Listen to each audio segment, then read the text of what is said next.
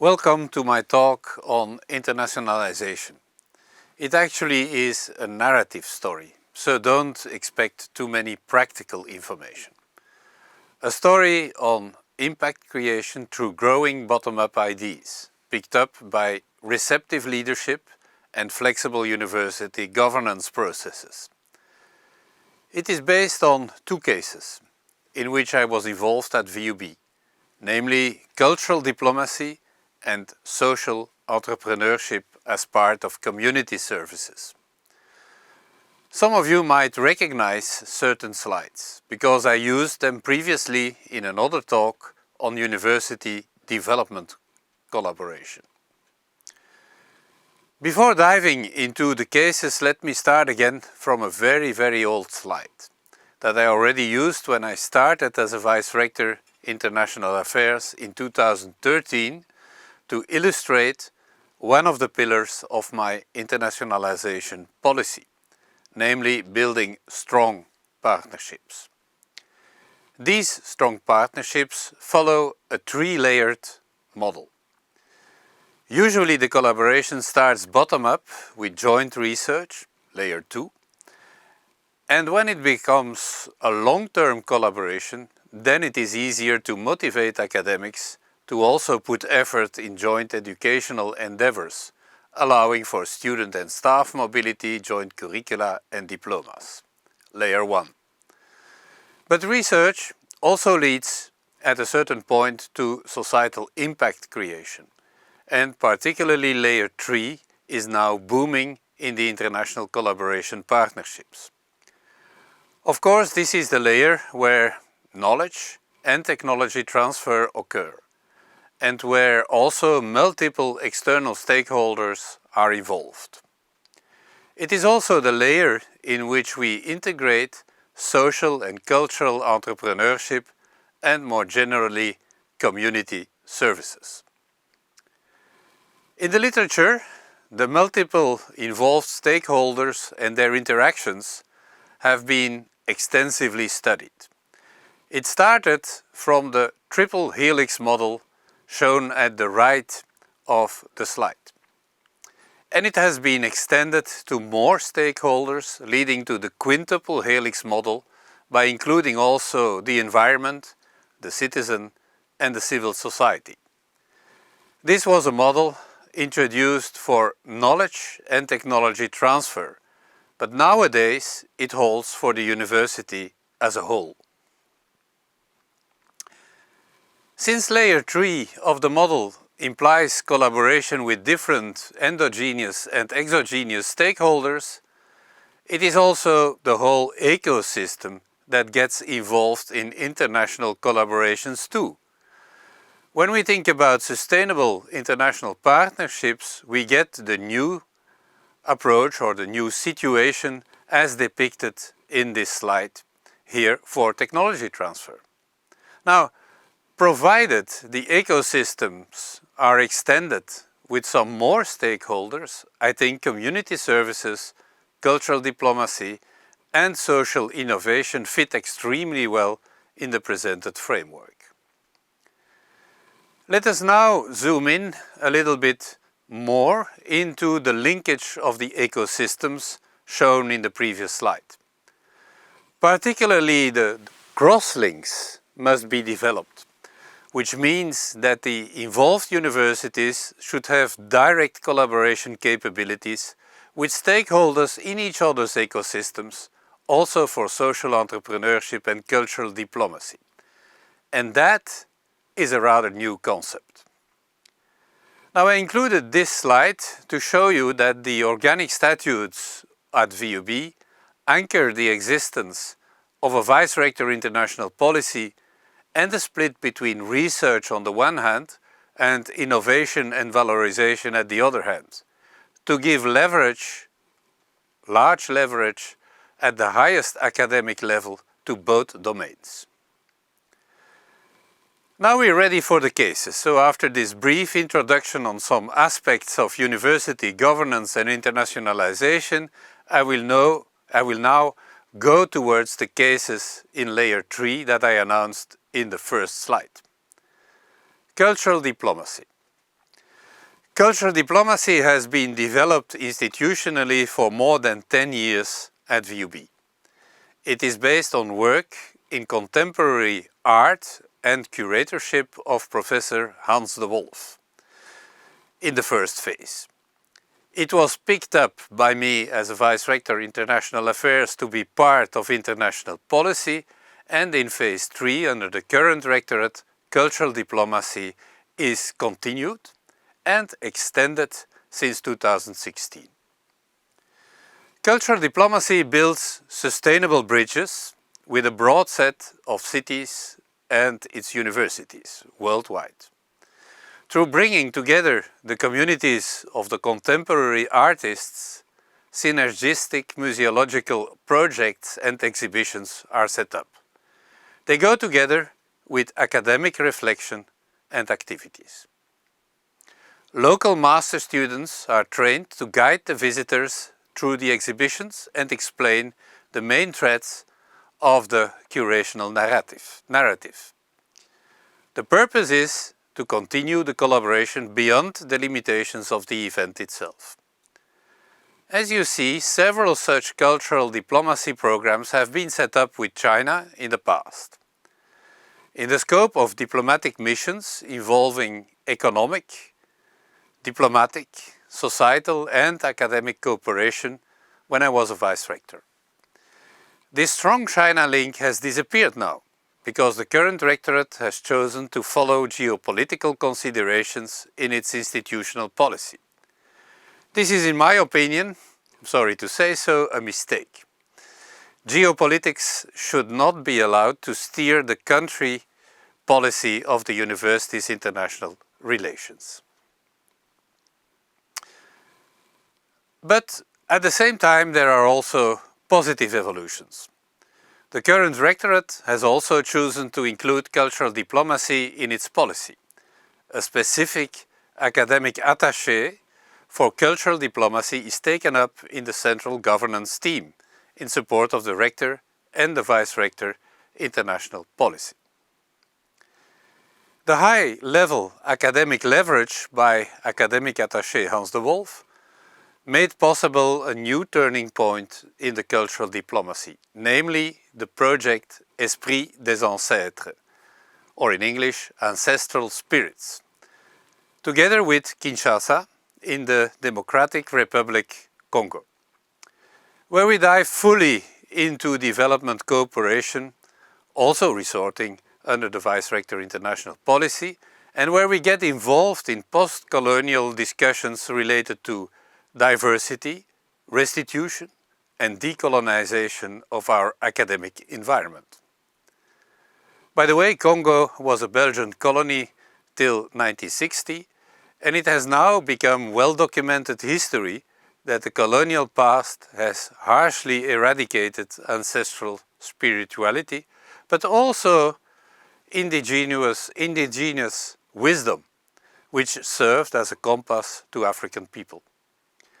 But fortunately, artists, together with academics, can open doors towards a future of fruitful and more respectful cooperation.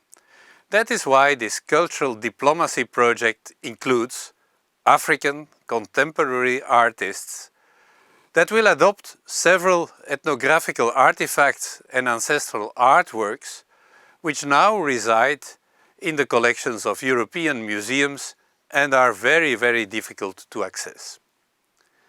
These contemporary artists will twin the ancestral artworks with new contemporary ones.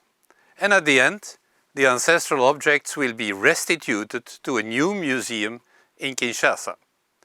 We hope that this artistic project will pave the way for reconciliation and will bring the restitution debate to broader circles.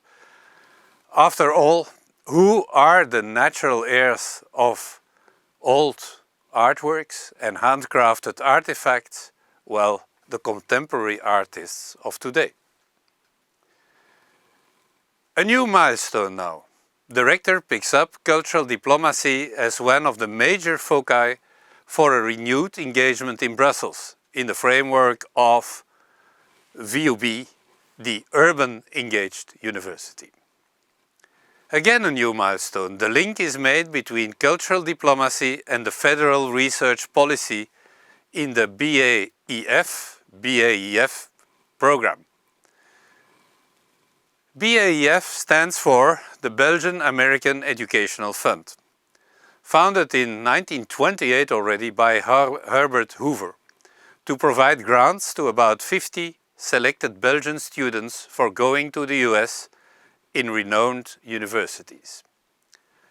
Along a similar methodology, the Belgian African Educational Fund wants to offer grants to about 10 Congolese students per year in the framework of their studies in Congo to stay for approximately 1 year in Belgium in a family and access the collection of African artifacts in the Central Africa Museum. So, rather than to organize blind restitution of artworks and ancestral artifacts, the purpose of the new BAEF is capacity building. Capacity building by educating a generation of young specialists to accompany the restitution operation in Africa. This is a major contribution to the decolonization dialogues beyond the political world. It is also the basis for a three-layer partnership as I illustrated in my first slide.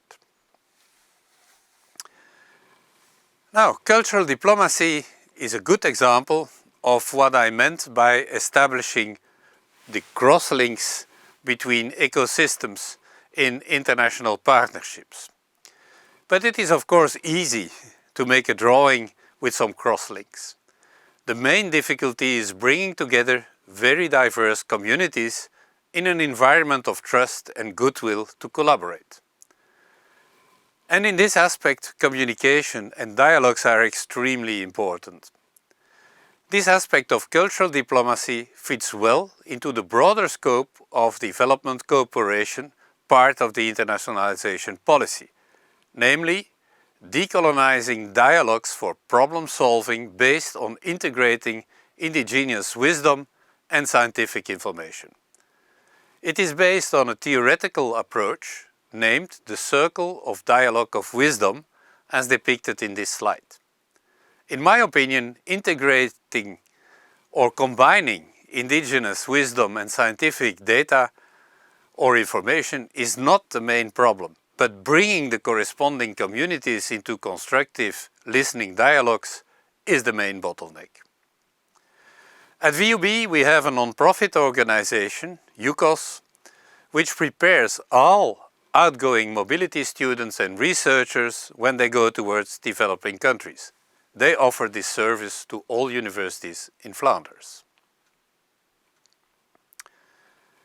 Now is the time to start with the second case that is following the same trajectory as the cultural diplomacy. But that is not yet recognized as part of the university-wide international policy, namely social entrepreneurship. Social entrepreneurship is an approach by individuals, groups, start-up companies or entrepreneurs in which they develop, fund and implement solutions to social, cultural or environmental issues. We are fully in the quintuple helix model with this endeavor. Quintuple helix model that I briefly sketched in the introduction of my talk. Again, there is a strong personality driving this issue, bottom-up. Nikolai Denshev. Social entrepreneurship started to be structured in October 2015 by an integration in research and education. The creation of the chair for social entrepreneurship. It is externally funded, entirely externally funded, and the main objective is research on academia and business in search for sustainable business models of social entrepreneurship. Associated to that is an education curriculum fitting in the broader scope of non-profit sector management in the Faculty of Economy and beyond. The second structuring element is a platform. A platform in support of social entrepreneurs for launching their project, crowdsourcing for support, and crowdfunding. This fully fits in the third mission of the university, layer 3, namely services to society. I invite you to consult the website where you find plenty of examples of social entrepreneurship projects. A third structuring element is the Erasmus Plus supported international network Elanet. Elanet's mission is to significantly increase the support capacity of higher education institutions towards social entrepreneurs by creating an international network including complementary resources and skills. Therefore, the network unites partners in developing countries and countries with a more mature economy. Why do I consider this an important third pillar of social entrepreneurship? Well, because it reinforces development cooperation and internationalization partnerships. And why are these developing countries so important in social entrepreneurship? Well, because they have more expertise and more intrinsic motivation. If we look at the timeline shown in this slide, in developing countries, we see an early involvement by individuals in social entrepreneurship, now being picked up by universities and organized. The technological and for-profit entrepreneurship is still under construction in developing countries. If we look at the timeline in countries with a mature economy, the timeline is inversed. And the grey arrows indicate the learning directions and the complementarity in the exchanges. There is a second reason to consider Elanet as an important pillar, namely the reinforcement of layer 3 in the international partnership model by fully including community services. This figure here is extracted from a recent PhD thesis and shows that all ingredients for social entrepreneurship are present in universities in the countries with a mature economy, and that the main bottleneck for its integration is changing the mindset. This is a picture from the first fundraising campaign for social entrepreneurship projects. It illustrates massive interest by the students. Social entrepreneurship is, in my opinion, ready to be picked up as a central university focus. The main technical difficulty is the coexistence of two knowledge and technology transfer models, the IP-based, intellectual property-based one, and the social-oriented one. But that is a difficult story for another time. Finally, let me give you some concluding remarks. I would like to make these remarks on sustainability of bottom-up initiated projects when the project stops. Let's go together through the bullet list. Receptive leadership. Receptive leadership is needed to integrate new initiatives in the institutional policy to give them leverage and make them sustainable in the university's changing roadmap, supporting the more stable institutional vision. Positioning of university development cooperation. Well, integration of university development cooperation in the international policy ensures institutional bonds between partners that can be supported by a yearly budget. As I illustrated, it also ensures cross-fertilization with other internationalization concepts. A recurrent channel of government funding is needed to ensure a certain continuity, because project fundings are limited in time. A generic lump sum that allows the universities to develop their own development cooperation policy is very crucial. And that recurrent funding exists in Belgium. And by the way, in Belgium a similar governmental budget and KPIs are currently missing for developing the general international policy. Cultural diplomacy creates emotional and friendship bonds through mutual respect and confrontation of identities. These bonds can be valorized in other domains. Ecosystem to ecosystem collaboration creates cross-fertilization that has different parallel collaborative paths that mutually reinforce each other. Decolonizing dialogues create trust and long-term international societal cohesion. And finally, joint research groups going beyond scientific research only, involving societal impact creation, will become more easily self-sustainable. They also create visibility, which helps in fundraising. I hope that this talk might inspire some of you to also explore new paths of international collaborations. Thank you for your attention and see you next time. Bye-bye.